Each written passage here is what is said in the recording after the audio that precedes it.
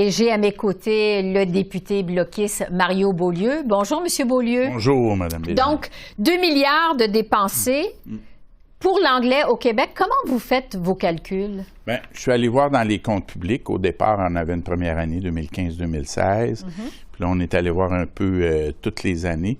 Puis à partir des comptes publics, c'est assez facile d'avoir des données sur support informatique dans lesquelles on peut faire une recherche de 1995 à 2022. Alors, on a compilé les données, pour le Québec, parce que bon... dans différents programmes. Dans différents programmes, les organismes, il y a le programme Développement des communautés de langue officielle qui vise pour le Québec à aider le système, à renforcer le système d'éducation anglophone. Il y a un petit pourcentage pour l'enseignement du français dans les établissements anglophones et à peu près 19 millions pour l'enseignement de l'anglais du côté francophone. Et il y a aussi, dans ce programme-là, le financement des groupes d'intérêt anglophones, anciennement Alliance Québec, le QCGN.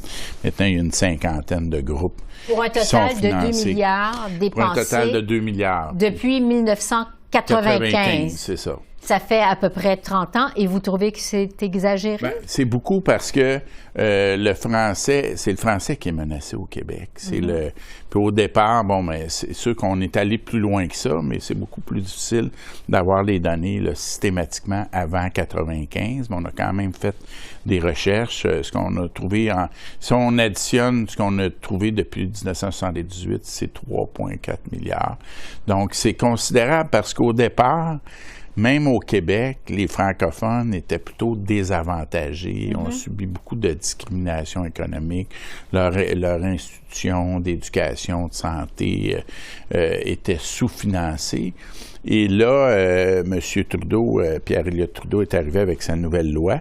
André Laurendeau, lui, demandait quelque chose de plus proche du modèle de la Belgique ou de la Suisse, modèle territorial, avec un statut particulier pour le Québec. Et là, M. Trudeau est arrivé, il a dit, bien, nous, on va financer les minorités linguistiques par province. Oui. Donc, au Québec, c'est l'anglais.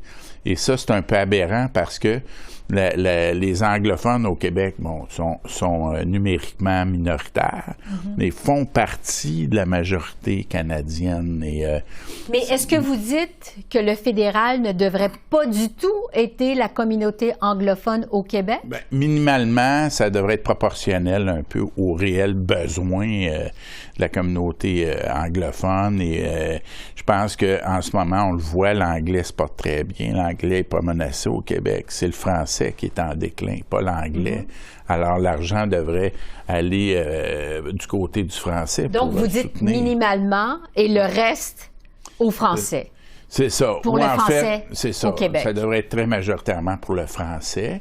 Et nous, on considère que ça devrait être le Québec qui est le maître d'œuvre de sa politique linguistique. Cet argent-là devrait être transféré au gouvernement du Québec. C'était sa demande aussi, initialement, là, avant la nouvelle loi sur les langues officielles.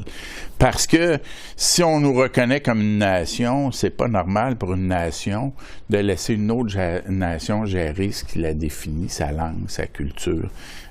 Ça va même à l'encontre du droit à l'autodétermination des peuples.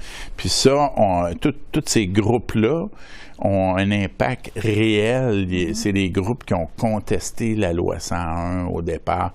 Il y a le programme de contestation judiciaire qui s'ajoute au programme des langues officielles. Donc, dans le fond, au départ, le gouvernement fédéral, plutôt que de confronter directement le gouvernement du Québec, il y en a qui avaient pensé utiliser le pouvoir de désaveu pour la loi 101. Ils ont évalué que ça renforcerait un peu trop le gouvernement Lévesque à ce moment-là, puis le mouvement indépendantiste. Donc, ils ont pris une voie détournée en s'organisant pour,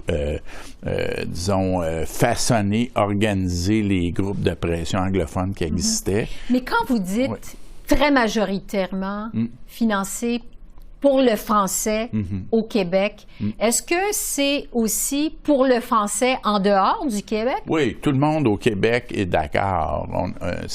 On est tout à fait d'accord qu'une partie de nos impôts fédéraux servent à financer les francophones hors Québec qui ont subi une discrimination vraiment, même l'interdiction des écoles françaises dans à peu près toutes les provinces pendant plusieurs générations. Donc, je pense qu'il y a même un devoir de réparation de l'État canadien qui a laissé ça aller. C'était beaucoup les gouvernements provinciaux. Dans quelle proportion pour le français au Québec et pour les francophones hors Québec, selon vous?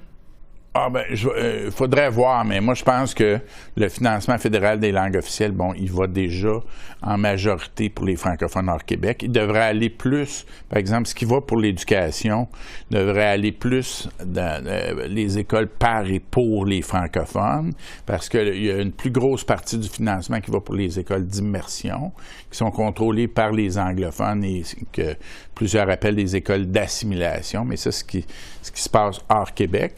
Mais au Québec, même l'ONU a dit à un moment donné qu'une majorité dans une province peut revendiquer les droits des minorités si elle est minoritaire à l'échelle de l'État, parce que la minorité anglophone, elle fait partie de la majorité qui élit le gouvernement fédéral, qui a un pouvoir prépondérant de légiférer, de dépenser au Québec et qui l'utilise pour appuyer l'anglais, même si le français est en déclin. Vos chiffres vont jusqu'à 2022, évidemment, depuis la nouvelle loi sur les langues officielles qui a été adoptée, qui reconnaît que le français est menacé au Québec. Pensez-vous qu'il va y avoir un rééquilibrage? C'est ce qu'on espérait, mais quand on a vu au départ, par exemple, Mme Petitpas-Taylor a fait des consultations pour élaborer son plan d'action pour les langues officielles.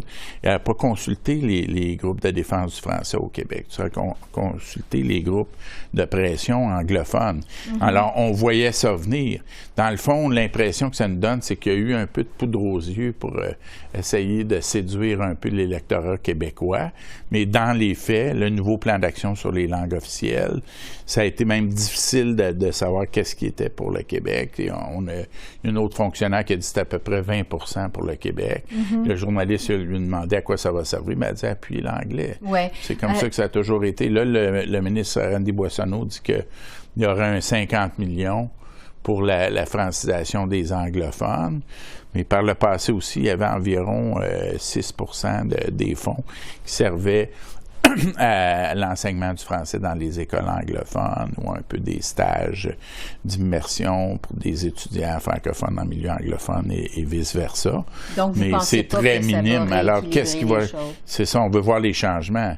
Puis, M. Boissonneau, quand il nous a dit, il a sorti un lapin de son chapeau, il a dit, il y a 40% des nouveaux projets qui ont été présentés pour la communauté d'expression anglaise qui vont servir à franciser les anglophones. Mais là, je lui ai dit oui, mais 40%, ça donne à peu près 50 millions.